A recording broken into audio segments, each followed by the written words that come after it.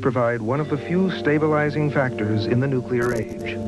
Intelligence gathering started when the first balloon was flown with a camera on it in order to gather information about the positions of the enemy so you can hit the enemy. It was in the context of combat. Verification, on the other hand, is in the context of negotiated agreements. You say, what happened? How did the use of the same technology change? It changed because you cannot resolve conflict with combat anymore. In the presence of nuclear weapons on both sides, combat is meaningless. The first formal agreement came in 1963 with the signing of the Atmospheric Nuclear Test Ban Treaty. The Strategic Arms Limitation Treaty of 1972 limited the number of nuclear launchers each superpower could build. In 1978, Jimmy Carter, hoping to build support for the Second SALT Treaty, was the first president to officially confirm the existence of spy satellites. Photo-reconnaissance satellites have become an important stabilizing factor in world affairs, in the monitoring of arms control agreements. They make an immense... In making this revelation, Carter hoped to assure the American people that SALT II was verifiable. This meant that the United States had the technical means to confirm that the Soviets were abiding by the terms of the agreement. This required being able to locate and count nuclear weapons, measure their power, size, and accuracy. One provision limited the size of rocket changes to 5%. That required spy machines capable of detecting missile variances as small as 6 inches from outer space. I am confident that we can verify with extreme confidence the existing restrictions, including the restrictions of the SALT II Treaty that is theoretically no longer in effect. But we know whether the Soviet Union has gone over any of those limits or sublimits. We can tell that. But SALT II was never ratified by the U.S. Senate, although generally observed. Today, the controversy over verification and the suspicion that one side might cheat continues. Somehow it's difficult for people to say that verification is impossible. They'd much rather say it's difficult, or very difficult, or extremely difficult. But sometimes it's simply impossible, and we ought to say that. If you are inclined to believe that arms control is verifiable, you read the intelligence one way. If you are inclined to believe that the opposition is 58 feet tall, and you'd better rearm or else, then you read it another way. And that's where it gets dicey, when you get into politics. But both sides do agree that spy machines can provide only hard technical data. They cannot tell you the intentions of your enemy, so human spies will always be a part of this increasingly high-tech intelligence system. But their role is changing. Former CIA Director Stansfield Turner. For instance, what you do with a human agent today is to fill the gaps in what you cannot obtain by technical devices. Why? If you were one of my agents, you wouldn't want me to risk your life for information that I could get virtually without risk from a satellite photograph, would you? These spy satellites are operated by the National Reconnaissance Office, which is hidden inside the Pentagon. The NRO is so secret that its very existence is denied, but it spends billions of dollars on technical espionage. The U.S. Air Force Space Division, a public arm of NRO, refused Nova's request for an interview, but much information about spy machines is publicly available. One example is the Keyhole 9 satellite. First launched in the early 1970s, this one satellite could photograph the entire landmass of Eastern Europe and Asia every 3.5 hours. The KH-9 is believed to have carried infrared and television cameras, but its best imagery came from film, which had to be retrieved and processed, and this delayed timely information. This problem was solved by real-time digital imaging. A non-classified version of this technology is the Landsat satellite. The smallest object Landsat can see is about the size of a house, but even this resolution can reveal details about important events. These pictures are of the Chernobyl nuclear reactor. What we have is the before and after the Chernobyl accident. During the accident, we had a reactor site that was hot, a building that was hot. We had no activity going on in the cooling pond at all whatsoever. Where before we had activity going on as usual, normal, we don't anymore. What we have here, what we'll do is the flicker back and forth. So you can see, notice the changes going on from the cool to the hot.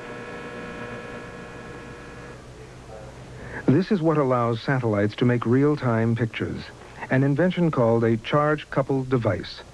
The images this device sees in orbit are converted into digits, numbers, and transmitted back to Earth. There, the picture is being reproduced on a television screen, essentially. So as the camera is overflying Moscow or Sverdlovsk or Petropavlovsk, you can see what it is seeing in real time. Not only that, but if you see something interesting, you can order the lens to zoom so you can look even closer. There's another way to zoom in on targets, using computers. This company, 3M Comtal, specializes in photo enhancement. Its technology is used by some of America's classified intelligence operations. This picture shows an airfield. Among the planes on the tarmac is a U-2. This is a digital image, as are many satellite photographs. By using a computer to manipulate the digits, this system can spy on the spy plane. The photo interpreter can zoom in on the plane, isolate it, and even sharpen the focus of the image. What I'm going to do is come in on the U-2 plane, which is up here in the top at the point. I can zoom in on this particular plane until I get to the desired area that I'm interested in and the desired zoom factor. So this gives me total interactive control, and I can zoom and move around anywhere in the image data, with still maintaining my reference point up here on the other screen.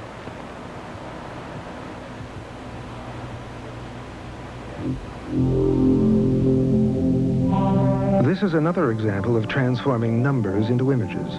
Called L.A. the Movie, it was created by the Jet Propulsion Laboratory in Pasadena, California, from a single two-dimensional Landsat photograph.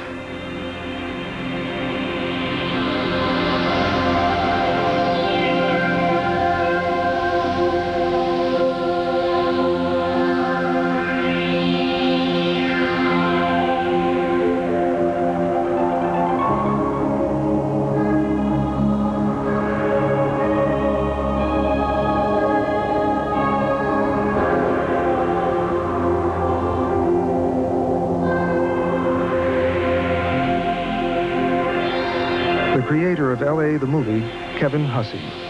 A satellite that looks straight down can actually give you pictures that look like you're standing 100 feet off the ground. Something that was 570 miles up, we can now process and get an idea of what it would look like to look at the scene from 100 feet or 1,000 feet from any angle of view. Given a two-dimensional data set, a satellite picture, let's say a Landsat picture, if we have elevation information for that, it can be derived from the Landsat picture itself. A geometric model can be constructed in the computer so that the final image, or the output image, the final product, will be a three-dimensional representation of what started as a two-dimensional scene. This type of image manipulation has many possible intelligence and defense uses. B-1 bomber pilots could rehearse in simulators low-level bombing missions, becoming familiar with enemy terrain without ever going near it. For photo interpreters, seeing objects in 3 dimensions helps in identifying weapons, whether tanks or missiles, and determining their size and capabilities. These images, remember, are from a satellite that can distinguish objects no smaller than a house. Imagine if the images were from a spy satellite with a resolution of a few inches. America's current spy in space, the KH-11, reportedly has just that capability, all in real time. The KH-11 was known as a real-time satellite. So a picture could be on the President or the Secretary of Defense's desk within a matter of hours rather than in days or weeks as with the other satellites. And that was a rather major improvement in U.S. capabilities, particularly if you think of monitoring a fast-breaking crisis like the Middle East War or the Iran-Iraq War. No U.S. satellite pictures have ever been officially released, but this one was purportedly taken by a KH-11 from a distance of 500 miles in space. The photograph shows the Soviets' first full-size nuclear-powered aircraft carrier under construction on the Black Sea. Objects as small as 1 foot are distinguishable in the photo, although it is impossible to reproduce this detail on television. These photographs were originally published by a British defense magazine. A U.S. Navy analyst was convicted under the Espionage Act for providing them. But the French-owned Spot Image Corporation sells satellite imagery for profit. Here, anyone can buy pictures of any country in the world. Spot's resolution is about 30 feet.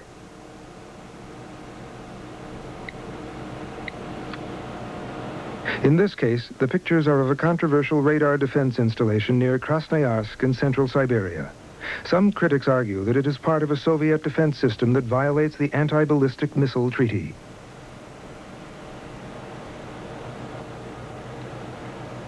Whether for verifying arms control treaties or for strictly military intelligence, imaging satellites are not enough. For spies, hearing is as important as seeing. The National Security Agency has developed methods to constantly eavesdrop on communications around the world. Sometimes that's a very small antenna, and you try to sneak it in. Sometimes it's a very large antenna that you openly place in your own territory. Sometimes the signal you're intercepting is very small, narrow, limited range, and getting your antenna there is going to be very difficult. I mean, under Mr. Gorbachev's bed is hard to get to, for instance. You don't necessarily have to place a bug on a telephone in the Kremlin to pick up a particular conversation. If that person in the Kremlin is speaking to the Far East, Soviet Far East, to Vladivostok, say, is going by microwave, and those microwaves travel in a straight line, and that straight line of a microwave eventually terminates in space. Those microwaves are gathered by the United States with large umbrella-shaped satellites called Rhyolite, Magnum, and Chalet. These satellites sweep up thousands of electronic signals, everything from ordinary telephone calls to perhaps the most important intelligence of all, telemetry. Electronic data transmitted from a missile about its technical performance during a test flight. So when you're testing a new missile, that's the type of information you'd like to get. The designers of the missile would like to get that information, but the other fellow's intelligence community would also like to get that information. It can tell you how advanced the missile's design is. It might tell you something about its vulnerabilities. And you can also use that information to monitor compliance with an arms control agreement. When an actual missile is going to be tested, the first thing you do is not see it, you hear it. Because telephone calls have got to be made, communications have got to take place in preparation for this. Somebody's got to say, Ivan, press the button, or get ready to press the button. And then you alert your system. And the system is redundant. It's in space, it's around the USSR, it's on land, it is at sea. While the missile is still on the pad, the KH-11 sends back live pictures. During launch, the missile sends telemetry back to its ground controllers. This data is also picked up by Rhyolite-class satellites and ground monitoring stations. These listening posts ring the Soviet Union. There are reports that the U.S. even has listening bases inside China. As the rocket reaches the Pacific and heads for splashdown, the missile and its payload are tracked by radar, ships, and spy planes called RC-135s. The RC-135s are similar in appearance to passenger jets. On September 1st, 1983, a Korean Airlines civilian jet was, according to one theory, mistaken for an RC-135. Off course over Soviet territory, it was shot down by a Russian interceptor, killing all 269 passengers and crew.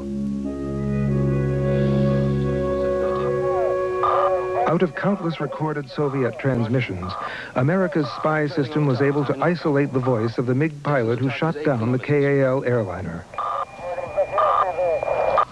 ZG, missile warheads